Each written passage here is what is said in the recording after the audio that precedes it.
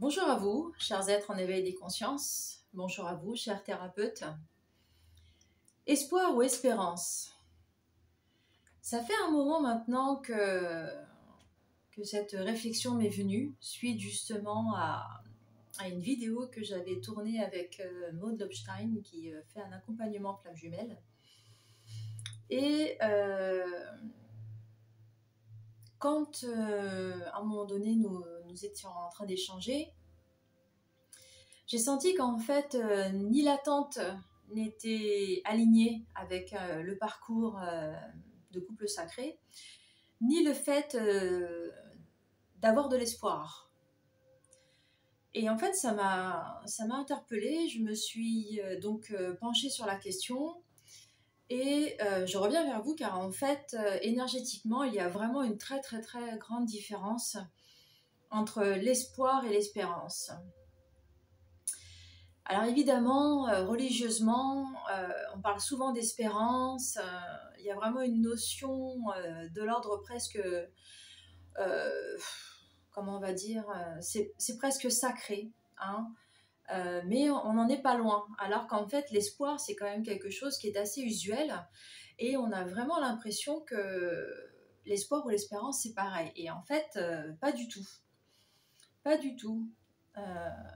Pour info, pour ceux qui savent, pour ceux qui ont quelques connaissances dans le sujet mythologique, lorsque tous les maux de la terre se sont échappés de la boîte de Pandore, seul restait au fond de la boîte l'espoir. Et vous voyez, ça aussi, ça a contribué à ma réflexion, puisque je me suis dit, mais la boîte de Pandore renferme tous les maux, pourquoi l'espoir serait considéré comme un mot, comme un mal? Mot M-A-U-X, comme un mal, comme un des mots, c'est ce que je pensais. Pourquoi l'espoir serait considéré comme un des mots pouvant justement envahir la terre et puis ne pas lui permettre son ascension? Et en fait, j'ai compris, et puis bon, j'ai aussi fait des recherches. Et évidemment, tout est tombé à point nommé, et toutes les conscientisations que j'ai eu à faire m'ont permis de venir jusqu'à vous dans cette vidéo pour vous transmettre ce que énergétiquement l'espoir et l'espérance ont comme différence. Et vous allez vite comprendre. D'abord, on va parler de l'espoir. Alors évidemment, quand nous avions tourné cette vidéo avec Maud, à un moment donné, donc, plutôt que dire « je suis dans l'attente », il vaut mieux dire « j'espère ». Mais dans le « j'espère », qu'est-ce qu'on espère? Est-ce que c'est un « j'espère » d'espoir ou est-ce que c'est un « j'espère » d'espérance? Et c'est dans cette nuance qui paraît très subtile, d'ailleurs, comme tout ce qui est très énergétique, hein, c'est pour ça qu'on s'égare très fréquemment dans la fausse lumière, hein, parce que c'est très subtil. Mais dans le « j'espère » d'espoir, celui-ci est rempli d'attente. Alors que dans le « j'espère » d'espérance, celui-ci est rempli de foi. Alors, l'espoir amène à avoir des espoirs. Des espoirs sur une situation, donc en fait on a des attentes sur une situation, des espoirs de voir par exemple des choses matérielles se concrétiser, un projet immobilier, acquérir une voiture. Et dans cette façon de se poser dans l'espoir et se créer des espoirs, on assimile bien vite en fait cette acquisition, ces espoirs portés sur une acquisition finalement, comme un enfant qui espère avoir exactement le jouet qu'il aurait voulu avoir sous le sapin à Noël ou à son anniversaire, disant « ah, j'espère que je vais avoir ceci, j'espère », mais c'est dans le sens d'une attente. Et donc en fait on voit bien que cet espoir-là et les espoirs que l'on met dessus sont remplis justement d'attente, puisqu'en fait on s'attend à avoir quelque chose de précis. Et dans l'attente, qui va avec l'espoir, hein, dans cette énergie qui est exactement la même finalement, il y a une énergie de manque, il y a une énergie de vide à combler qui n'a pas été écoutée, satisfait. Et donc forcément, la réflexion qui vient avec, c'est mais où se place l'espoir alors en nous?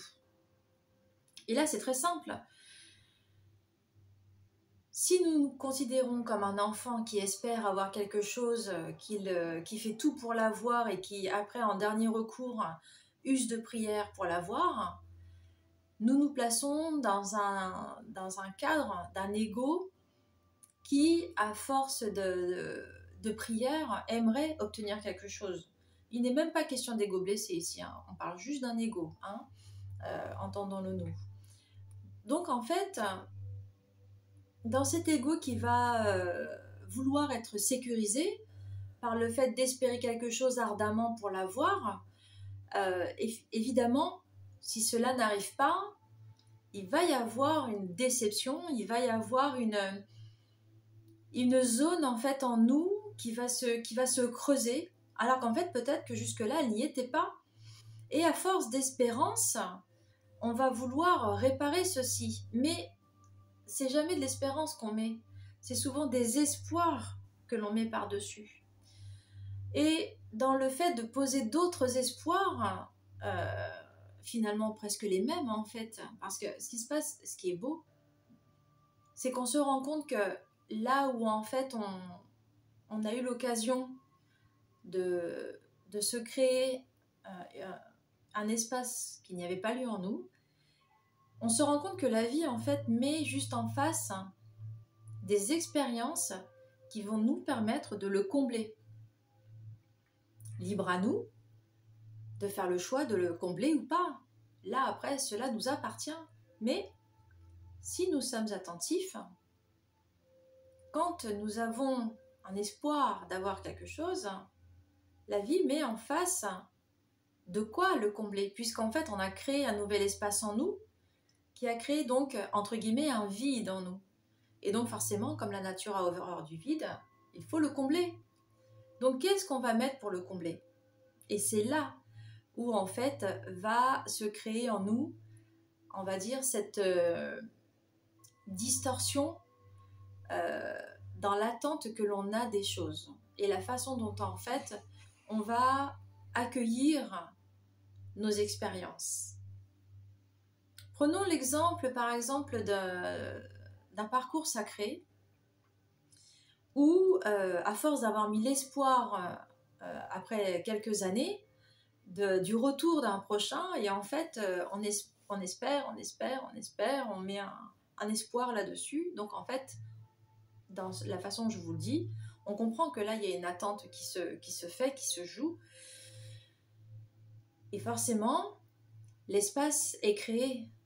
L'espace pourquoi? Pour accueillir justement ce qui peut venir, parce qu'il y a un espace qui est vide, qui a besoin d'être comblé. Et qu'est-ce qui se passe en général dans un parcours sacré quand il y a eu beaucoup d'espoir mis et que le fameux autre ne revient pas? Eh bien, il y a des autres qui viennent. Des autres, ça peut être des amours d'âme sœur, ça peut être d'autres amours. Mais ils sont là pour combler cet espace qui a été créé par l'attente, l'espoir de retrouver cet amour. Parce qu'en fait, finalement, est-ce vraiment l'autre qu'on attendait? Est-ce que c'était pas l'idée du partage d'amour que l'on voulait, voyez? Et dans la façon dont en fait on a eu cet espoir, il y a cette question à se poser: où j'ai placé mon espoir? Où est-ce que j'ai placé mon attente? Si j'ai placé mon espoir, mon attente de l'autre, eh bien, dans une sérénité certaine, je vais avancer et je vais me dire, bah, quand il aura fini, il viendra.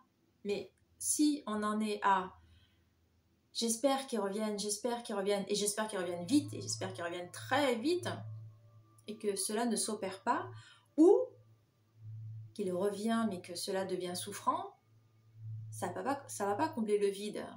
Et à ce moment-là, la blessure qui va être engagée, c'est soit de l'injustice, soit de l'humiliation, soit de la trahison.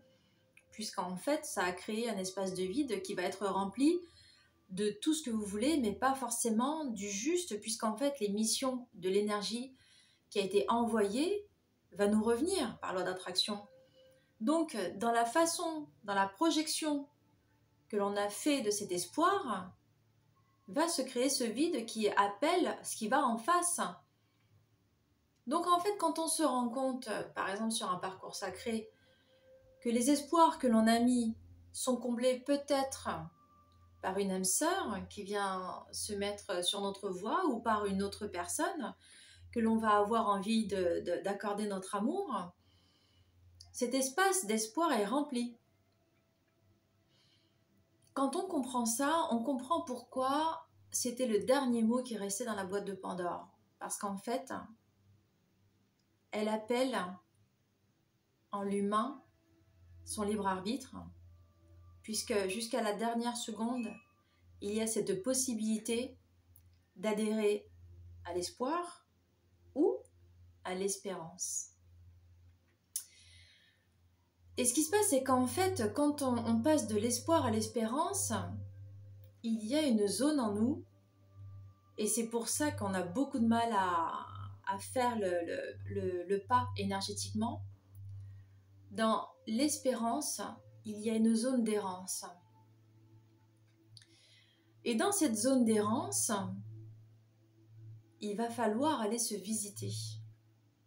Et dans ce que nous avons à aller visiter en nous, forcément, il y a des zones de nous qui nous font peur.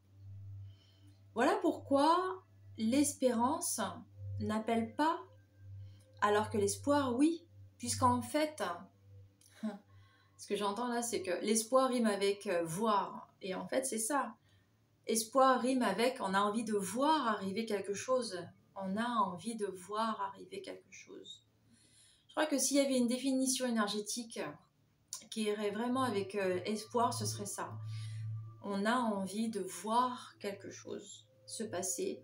Et donc forcément, l'attente est au-delà de l'attente puisque c'est une projection que l'on fait énergétiquement dans nos corps subtils.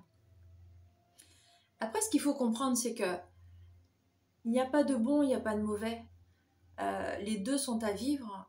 C'est juste la subtilité de la façon dont en fait on va mettre son énergie qui va faire la différence.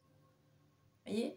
Dans l'espérance, il y a une prise en charge à avoir, il y a une responsabilité de nous-mêmes à avoir qu'il n'y a pas dans l'espoir. Dans l'espoir, en fait, on se place, voilà, et on est soit acteur de ce qui se passe ou soit spectateur. Et à un moment donné, on a l'impression qu'en fait, la vie met sur notre chemin quelque chose et on va pouvoir le vivre. Vous voyez ? Ça, c'est ce que génère l'énergie d'espoir en nous. Du côté positif, parce qu'on verra après le côté négatif. L'espérance ne se positionne pas en nous de la même façon. Encore une fois, dans espérance, il y a errance.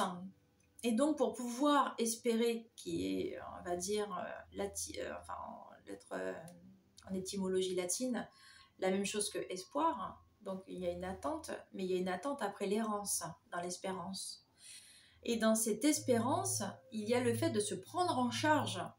Donc, on va errer, on va être dans une attente dans l'errance. Et tant qu'on est dans cette attente dans l'errance, autrement dit la foi, on va devoir faire ce chemin de croix de nous-mêmes en fait. On va aller à la découverte de nous-mêmes, on va aller poser des responsabilités sur ceux qui nous amènent sur ce chemin d'errance pour nous mettre sur la bonne voie de l'attente. Donc à ce moment-là, on réajuste, on recalibre la façon dont on doit se positionner énergétiquement pour faire en sorte justement que vienne en nous cet espace de foi. Parce que la foi, qu'est-ce que c'est en fait ? Qu'est-ce que c'est ? Alors, encore une fois, ça n'a rien de religieux. La foi, c'est vraiment un terme très générique qui va au-delà de la religion, que même va au-delà de la spiritualité. Être dans la foi, c'est une disposition, en soi à avoir. Quelqu'un en fait qui a ardemment été en amour dans sa vie, même seul, il y a une foi à ce moment-là. Quelqu'un qui a voué toute sa vie à l'espèce animale a eu cet espace d'amour en elle qui a généré cet espace de foi, parce que l'amour a été beaucoup plus grand, donc ça devient de la foi. On a foi dans une cause, hein, et donc à ce moment-là, on devient passionné. Voyez, donc en fait, ça transcende le côté religieux, la foi. Il faut vraiment se repositionner par rapport à ça, justement. Et donc, pour en revenir à l'espérance, donc espérer dans l'errance, attendre dans l'errance, ça va être quoi? Ça veut dire qu'en fait, cette énergie, ça va être de se poser les bonnes questions sur finalement, qu'est-ce que j'attends? Et dans la façon dont en fait on va commencer ce travail à se poser les bonnes questions sur finalement qu'est-ce que j'attends, finalement où est-ce que je vais dans ce que j'attends, c'est là que commence le vrai travail de l'errance. Et c'est là qu'on commence vraiment à rentrer dans quelque chose de supérieurement positif de l'attente. Hein. Dans ce chemin d'errance que l'on va aller visiter, dans ce chemin d'errance que nous-mêmes en fait nous décidons, hein, nous posons comme responsabilité à aller se visiter, il y a vraiment cette positionnement de cœur qui s'opère en nous. Et on sort de cet ego qui ne fait qu'attendre, espérer, d'espoir, et qui va se visiter dans cette errance pour savoir finalement où est-ce que se pose l'attente. Et quand on en est là, évidemment, la vie va nous permettre de valider si on est bien ou pas dans cette énergie, et on va avoir forcément sur notre chemin des expériences, des êtres qui vont nous faire valider si nous avons été bien calibrés dans cette errance. Et là, comme d'un fait exprès, on va rencontrer des personnes, et là, on va devoir prendre des décisions, puisque c'est ce qu'il y a de plus beau, encore une fois, c'est cet espoir qui va être visité, puisque espérer, dans l'étymologie latine, espérer fait autant référence à l'espoir qu'à l'espérance. Et donc, la personne qui va venir sur notre chemin, on va avoir cette liberté de dire « j'ai envie d'aller vers cette personne » ou « non, je suis fait d'un amour plus grand que ça, je le sais. Et là, je sais que je patiente parce que je sais que cet autre qui m'est destiné, il est en chemin, il fait son travail, il fait ce qu'il a à faire. Et quand il sera prêt, et quand mon cœur sera prêt à l'accueillir, à ce moment-là, il me reviendra. » Et là, vous voyez, il y a cette disposition de cœur qui est différente en fait. Et là, c'est de la foi. Donc en fait, on peut laisser partir cette âme sœur, belle, il n'y a pas de souci, qui va nous faire du bien et on le sait, mais on n'a pas envie de ça. On sait qu'il y a quelque chose qui nous est destiné et contre toute attente, contre vents et marées, envers et contre tout. Et là, l'expression par devers nous fait son sens. On va être dans une foi indéfectible. Et c'est là toute la nuance entre l'espoir et l'espérance. Puisque, concrètement, avoir des espoirs amène au désespoir. Puisqu'à un moment donné, cet espace qui ne se remplit pas, qui est rempli de la même énergie, devient nauséabond. L'énergie qui reste dedans est une énergie qui stagne, puisqu'il n'y a pas de mouvance en fait. Et le désespoir amène énormément de souffrance. On parle bien de l'énergie du désespoir d'une mère qui va se jeter à l'eau même si elle ne sait pas nager pour aller sauver son enfant. On parle bien de l'énergie du désespoir de quelqu'un qui a eu un acte ultime parce qu'en fait il ne voyait plus, on va dire, plus rien à sa vie à changer. Donc en fait, on dit d'ailleurs dans un acte de désespoir, dans un ultime désespoir, il a mis fin à ses jours, ou vous voyez, ce genre de choses, en fait, tellement le désespoir a envahi cet espace en lui, ce vide qui a été créé, en fait. Dans l'énergie, il faut comprendre qu'on se remplit, on remplit nos corps subtils, on remplit notre premier corps éthérique de ce que l'on a envie, de ce que l'on a envie de vivre. Et à tout moment, cette énergie remplissant ce corps énergétique peut être changée ou peut être enfermée, hein, d'où l'énergie stagnante. Et ce qu'il faut comprendre, c'est que cette énergie du désespoir peut être d'un seul coup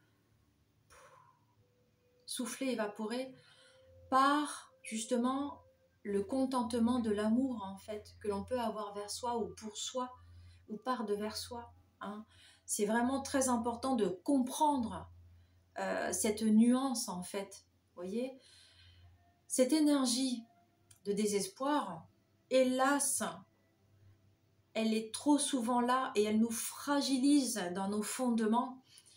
Et en gros, c'est pas forcément une mauvaise chose, puisqu'en fait, tout ce que nous vivons a sa raison dans notre vie, et plus que de la raison, elle a sa place dans notre chemin de vie. Et donc, en fait, comprendre que nos fondements sont fragilisés, ça veut dire qu'on rentre déjà dans cette errance en nous. Donc, en fait, on la palpe. Qu'on le veuille ou non, on la palpe, cette fragilité, et on est déjà dans cette zone d'errance. Et donc maintenant, vous voyez où est-ce que je vais en venir. Puisqu'on est dans cette zone d'errance et que là, on le conscientise, pourquoi pas avancer vers nous-mêmes dans l'espérance, dans la foi de cet amour pour nous-mêmes, en fait.